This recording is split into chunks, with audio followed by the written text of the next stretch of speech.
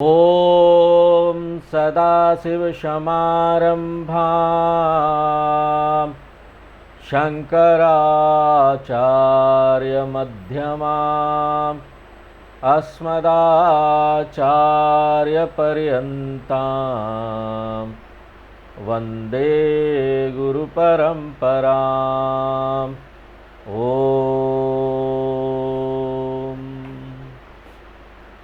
तो 13वां अध्याय समाप्त हुआ और आज से हम लोग गीता के 14वें अध्याय में प्रवेश करेंगे।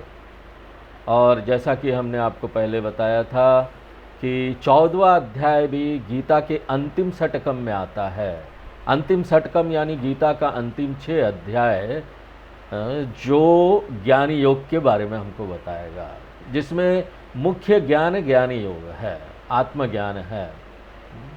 और ये 6 अध्याय में भी जो पहला 3 अध्याय है 13, 14, 15, उसमें मुख्य रूप से ज्ञान योग के बारे में बताया गया, आत्मज्ञान के बारे में बताया गया। इसलिए ये तीनों जो अध्याय है ना, बहुत महत्वपूर्ण है। इनमें उपनिषदों का सार दिया गया है।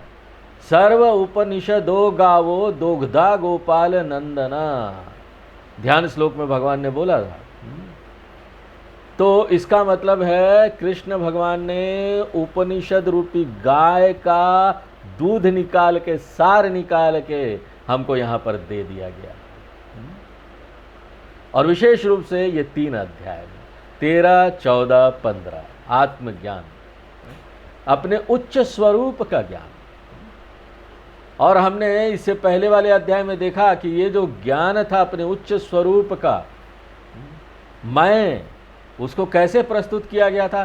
क्षेत्रज्ञ के रूप में, साक्षी चैतन्य के रूप में आत्मा को प्रकट किया गया। दृक्, क्षेत्रज्ञ, वो अनुभव करता। बाकी सब चीज को यहां प्रस्तुत किया गया क्षेत्रम, अनुभव करने वाला, दृश्यम। तो वहां पर ये अंतर किया गया, देखने वाला और देखने की वस्तु, अनुभवकर्ता सिद्धांत जो है। तो ये जो तरीका है शिक्षा देने का, इसको बोलते हैं दृग दृश्य विवेक। ये बहुत प्रसिद्ध तरीका है शास्त्रों में,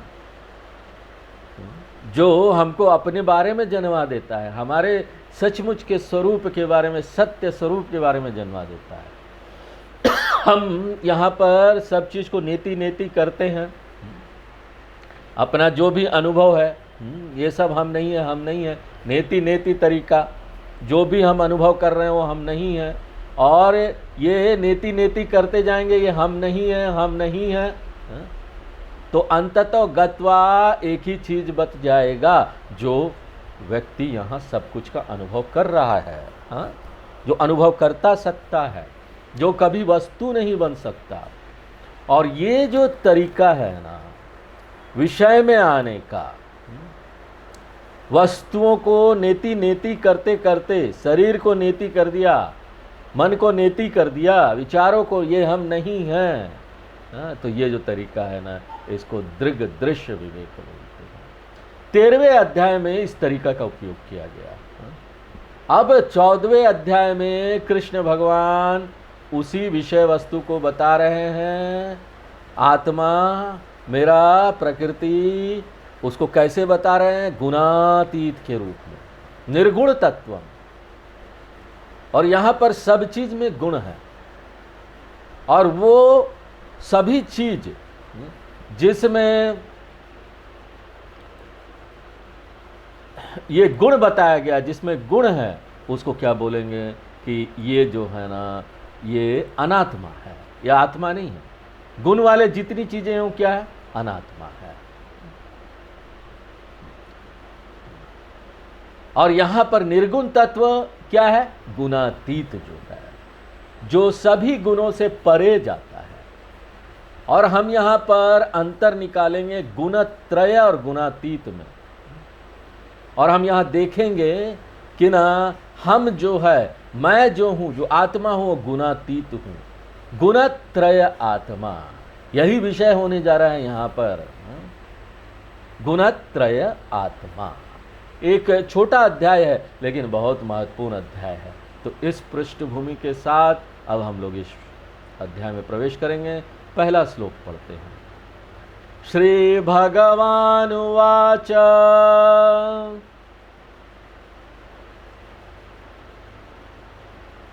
परं भूय प्रवक्ष्यामि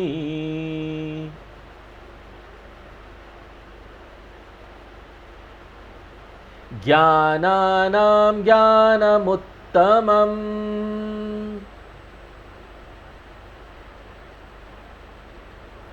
यज्ज्ञात्वा मुनयः सर्वे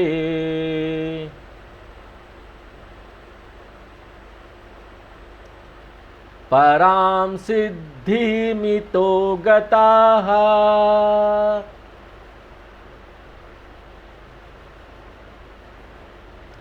तो ये जो अध्याय है शुरू होता है भगवान कृष्ण ऑफर करते हैं स्वेच्छा से कि हम तुमको अर्जुन और पढ़ाना चाहते हैं। 13वें अध्याय में तो अर्जुन ने प्रश्न पूछा था तो भगवान ने उत्तर देना शुरू किया, लेकिन यहां पर आप देखेंगे कि अर्जुन कोई प्रश्न नहीं पूछ रहा है। कृष्ण भगवान करुणा से ये बोलते हैं, स्वेच्छा से ये बोलते हैं कि मैं तुमको और पढ़ाऊंगा अर्जुन, वही चीज फिर से बताऊंगा अलग तरीके से। क्यों ये कृष्ण भगवान करने जा रहे हैं? वो क्या इसलिए करने जा रहे हैं? कोई काम धाम नहीं है बेचारे कृष्ण भगवान के पास, बहुत खाली समय चलो करते हैं, कुछ और करने के लिए नहीं है। या फिर ना उनको कोई सुनने वाला चाहिए, बेचारे कहाँ सुनाए जाकर। और वो भी उनको सुनने वाला भी एक ही था, अर्जुन, कोई और था ही नहीं। वो भी चला जाता तो क्या होता? अर्जुन भी चला गया।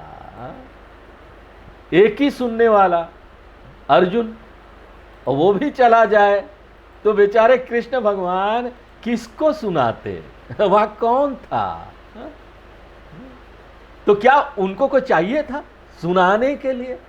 इसलिए उन्होंने शुरू कर दिया बिना कोई प्रश्न पूछे। तो यहां पर शंकराचार्य जी आते हैं हमारे बचाव में और वो हमको समझाते कि ऐसा क्यों किया उन्होंने।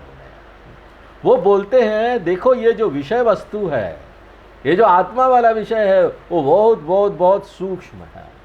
एक टीचर को उसको बार बार रिपीट करना पड़ता है। जब कोई विषय वस्तु जो है ना बहुत स्थूल है तो आपको उसको रिपीट करने की जरूरत नहीं।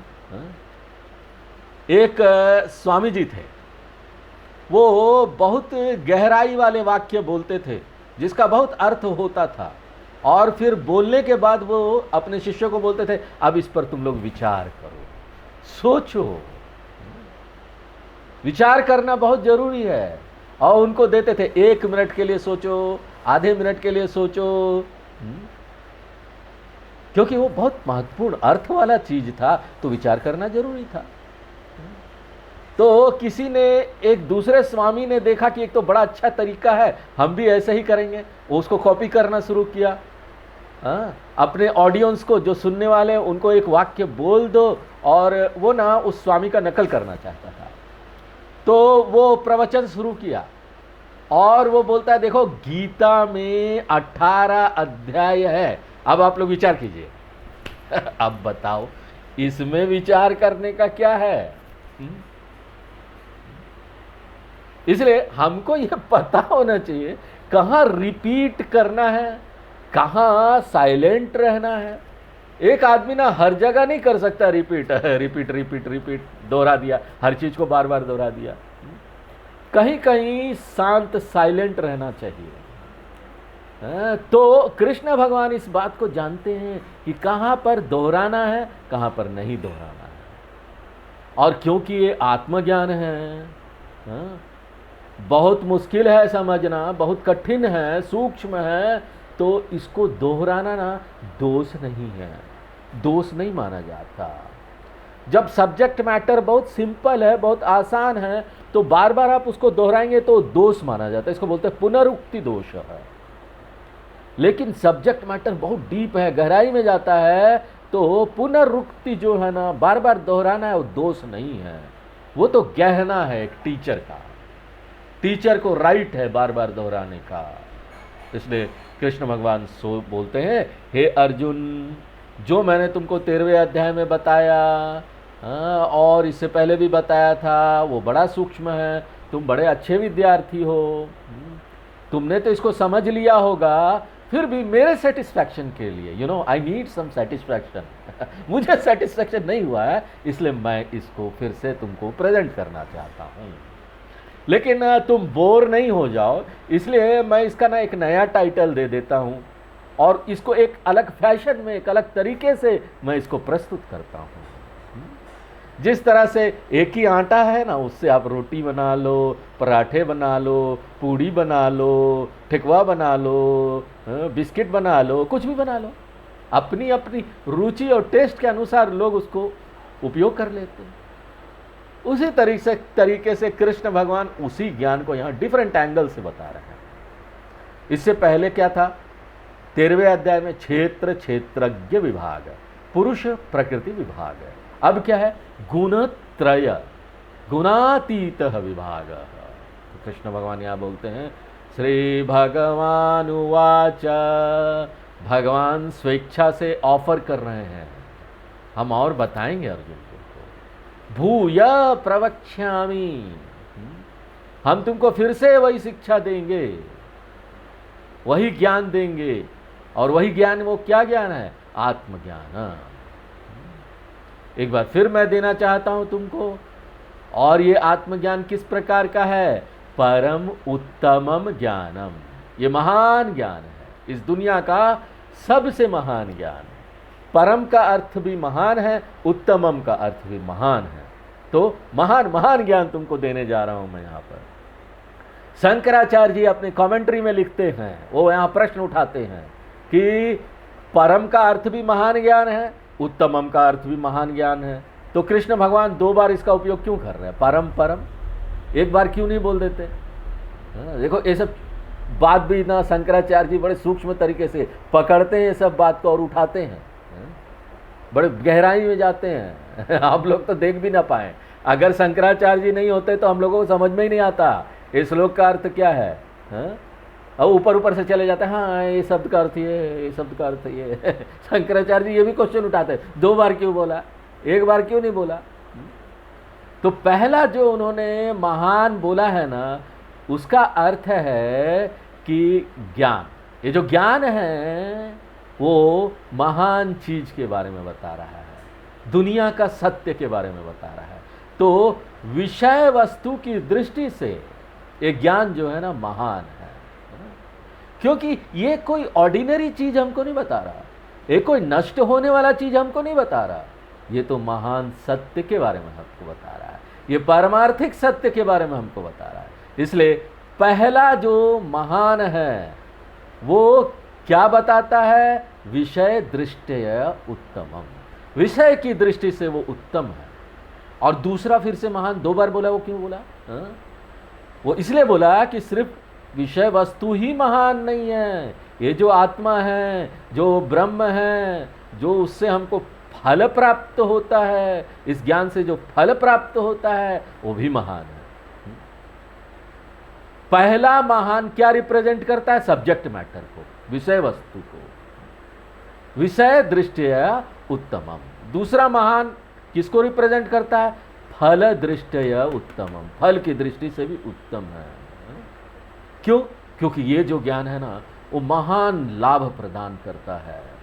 और वो महान लाभ क्या है? मोक्ष देता है हमको। जबकि और दूसरी जितनी भी शाखाएं हैं ज्ञान के, वो आपको जो भी फल देगा वो नष्ट हो जाएगा ना, पेरिसेबल रिजल्ट देगा। पेरिसेबल कर्म, पेरिसेबल धर्म, पेरिसेबल अर्थ, अर्थ धर्म अर्थ काम देगा आपको। ये धर्म अर्थ काम किसी काम का नहीं है। तो उत्तम है, विषय की दृष्टि से उत्तम है, फल की दृष्टि से भी उत्तम है। और ये ज्ञान महान ज्ञान है। इसलिए तो मुंडको उपनिषद में इस ज्ञान को क्या बोला गया? पराविद्या। और गीता के ही 9वें अध्याय में इस ज्ञान को क्या बोला गया? राजविद्या। इसलिए अर्जुन,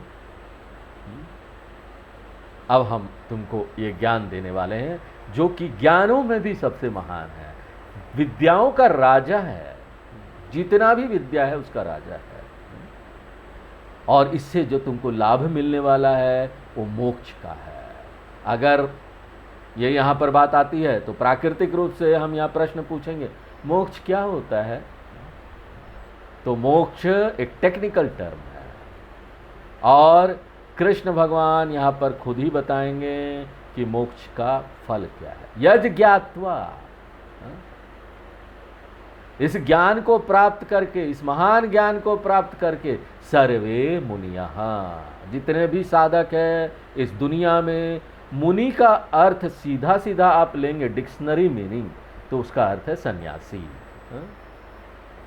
सन्यासी शब्द किस बात को संकेत करता है? कि एक व्यक्ति के अंदर वैराग्य है, डिटैचमेंट है, दुनिया से डिटैच हो गया, उसके अंदर साधन चतुष्ट संपत्ति आ गया। सन्यासी यानी 4 साधन जिसके अंदर आ गया वो सन्यासी है। इसलिए मुनिया यानी वो साधक जिसके अंदर नेसेसरी क्वालिफिकेशन है, जो SCS बन गया है, साधन चतुष्ट संपन्न बन गया है। हम लोग अभी तत्वबोध में देख रहे हैं ना, पात्रता, 4 पात्रता, जिसके अंदर ये 4 पात्रता आ गई है वो मुनि बन जाता है। व सामा, विवेक, वैराग्य, समाधि सटक संपत्ति, मुमुक्षुत्वम।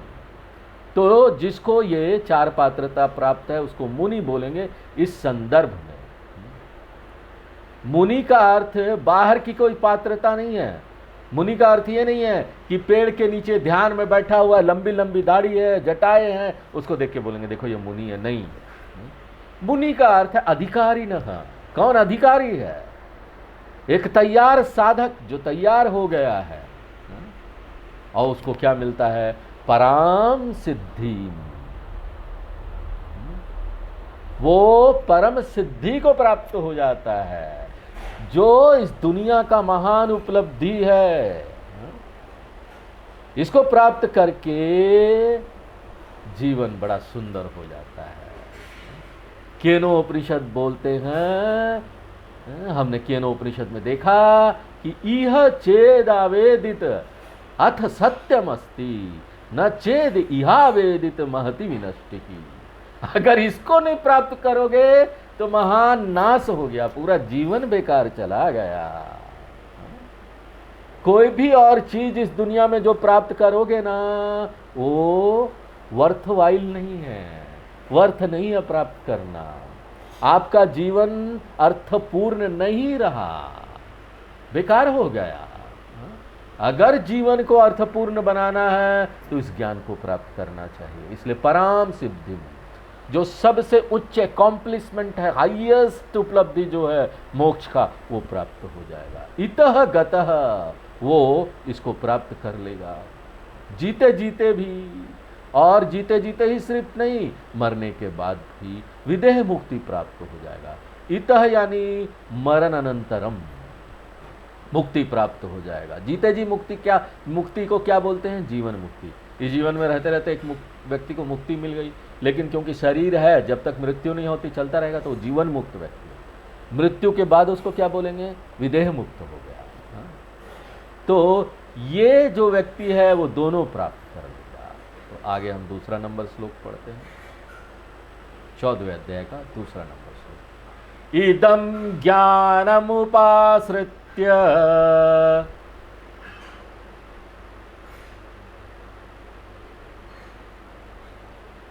मम साधर्म्यमागताः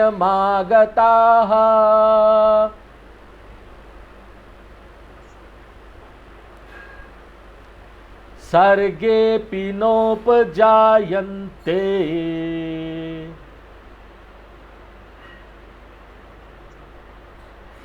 प्रलयेन व्यथन्ति च।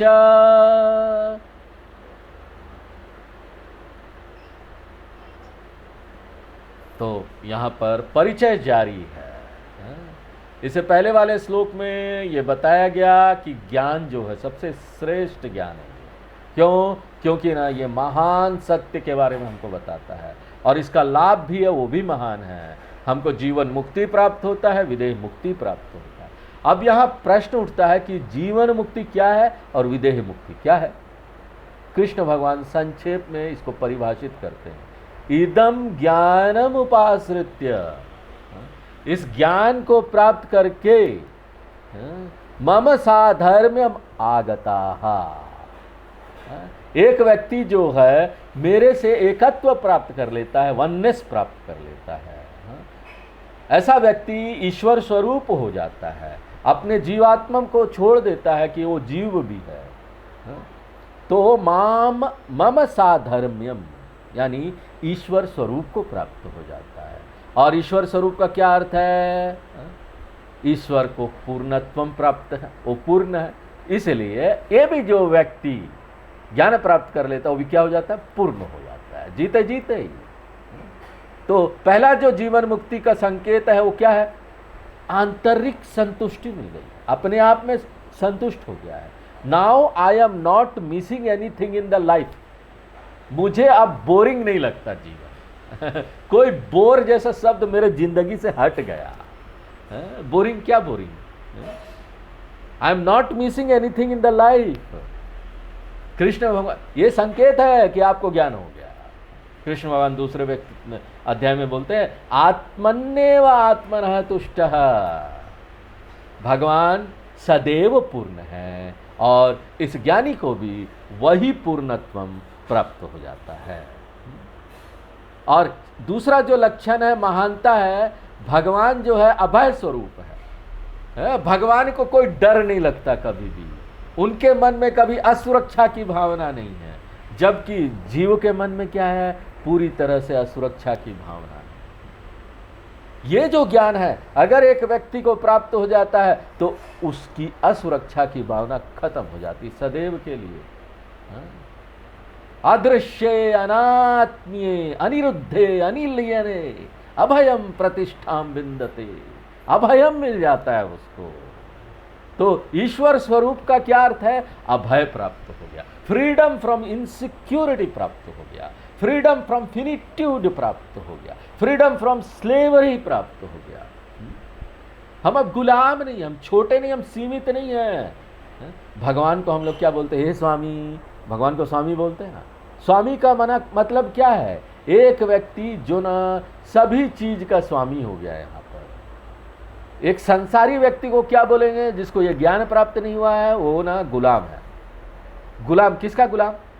लोगों का गुलाम है। ये नहीं है तो हमारा काम नहीं चलेगा, वो व्यक्ति नहीं है तो हमारा काम नहीं चलेगा, उसने हमको प्रेम शब्द नहीं बोला है, हम तुमसे प्रेम करते, आज बोला नहीं क्यों, अच्छे तरीके से मेरी तरफ देखा नहीं क्यों, हमको अच्छा नहीं लगा।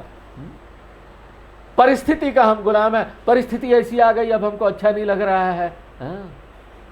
कर्म का हम गुलाम है, हमको वैसे ही कर्म चाहिए, ये कर्म हम नहीं करेंगे, वो कर्म चाहिए, हमारा कर्तव्य क्यों आ गया, हमारे बूढ़े माँ बाप का देखभाल करना है, हम नहीं कर पाएंगे, बड़ा कठिन है, कर्तव्य है लेकिन कठिन है, क्या करें। तो एक ज्ञानी जो है इस ज्ञान को प्राप्त करके ईश्वर स्वरूप हो जाता है, यानी एक ज्ञानी स्वामी बन जाता है। वो अब ना गुलाम नहीं है, कर्म फल का गुलाम नहीं है। इहेव तैर्जितः सर्गो येषां साम्ये स्थितम मनः। तो वो सभी सिचुएशन का मास्टर बन जाता है। और मास्टरी का क्या अर्थ है? स्वामी हो गए हम, परिस्थिति का, हर सिचुएशन का स्वामी हो गए। इसका क्या मतलब है? हमको भूतकाल का कोई पछतावा नहीं होता, अरे ऐसा करना चाहिए था, ऐसा हो गया, और भविष्य को लेकर कोई चिंता नहीं होती। तो ये जो है स्वामित्वम, पूर्णत्वम, अभयत्वम, आनंद स्वरूपम, ये शब्द, ये सारे जो हैं उस किस में जाकर समा जा रहे हैं? साधर्म्यम। साधर्म्यम का अर्थ ये हुआ, साधर्म्यम जीवन मुक्ति प्राप्त हो गई। जीते जीते भी वो इस महानता का आनंद लेते हैं। जो महानता भगवान का है वो ज्ञानी के अंदर आ जाता है, इसको बोलते हैं जीवन मुक्ति। और मृत्यु के बाद क्या होता है? मृत्यु के बाद भी विदेह मुक्ति हो जाता है। इसका क्या अर्थ है विदेह मुक्ति? विदेह मुक्ति यानी उसको ना पुनरपि जननम पुनरपि मरणम से छुटकारा मिल जाता है। हाँ?